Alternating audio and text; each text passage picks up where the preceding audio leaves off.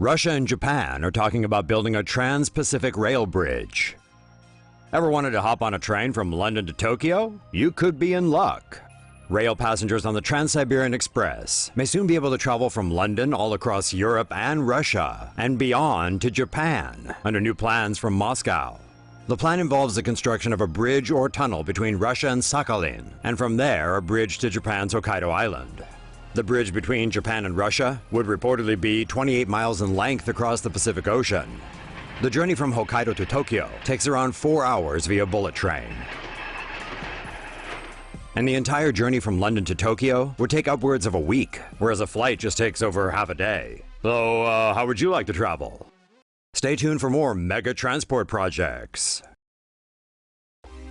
Dubai to introduce flying drone taxis this summer. Need to go to work, but don't feel like waiting in rush hour? Dubai is set to go all Jetsons this summer by offering flying drone taxis. The Dubai Roads and Transport Authority has announced it will start operating drone taxis in July along predetermined routes. They will be using the EHang 184 autonomous quad-opener electric drone to shuttle people around the city via air.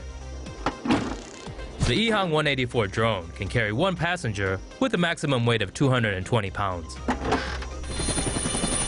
The drone can fly 31 miles on one charge at a top speed of 100 miles per hour, although officials said their drones will operate at 62 miles per hour. Passengers will board the drone, buckle into a harness, and select a destination on the touchscreen before taking off. The EHang drones will be monitored through a central command center on the ground. Singapore to test self-driving trucks. Singapore has announced a partnership with Toyota and Scania to develop and test a self-driving truck platooning system that can transport goods between its shipping ports. The truck platooning system involves a human-driven truck leading a convoy of autonomous trucks by wireless communication. The trucks can be coupled or decoupled to allow other cars to cross between the vehicles. The trucks are also equipped with vehicle detection and anti-collision technologies. The initial test route is a 10-kilometer stretch along the West Coast Highway. Singapore, which is fully devoted to developing self-driving technologies, conducted the world's first public trials of self-driving taxis in August. Hyperloop's next destination could be Indonesia. Indonesia could be the next country and perhaps the first in Southeast Asia to test a Hyperloop rapid transport system.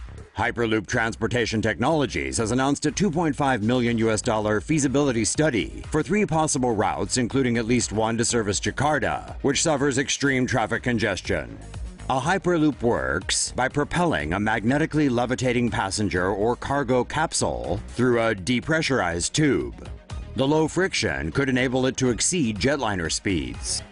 Hyperloop technology is perfectly suited to Indonesia, a country with a high population density, but underdeveloped transport infrastructure. The Hyperloop's capsule vehicle would accelerate to cruising speeds using a linear electrical motor, and the near vacuum tubes would enable traveling as fast as 760 miles per hour. The company says travel time on the 560-mile route between Jakarta and Yogyakarta could be slashed to 25 minutes. The frictionless motion enabled by magnetic levitation or air bearings would provide an exceptionally smooth ride, leaving passengers refreshed rather than exhausted by what might otherwise have been a long drive. The feasibility study will examine routes first in Sumatra, then Jakarta, and then other parts of Java. This electric bus recharges on the go and has no driver. This concept driverless bus was designed in part by Canadian engineer Charles Bombardier and may one day help Canadians get from point A to B just like normal coaches. The driverless bus, named Toboxy, uses silent electric motors. This would be powered by batteries that get energy from power transfer switches fixed to the road. Passengers would be able to order one from their phone or hail a passing Toboxy after first registering with their details and photo. This helps the vehicle recognize their face. The bus then computes the best route for the passenger's destination, factoring in other options from the local transportation network. The vehicle can ferry a maximum of a dozen passengers, including 2 wheelchairs. It has angled walls so people can half sit or lean during their journey. The sleek-looking design was designed by Ashish Tolkar. Nicholas Latondra, who is also working on a new electric bus design at Latanda.com, also played a part in developing the Toboxy concept.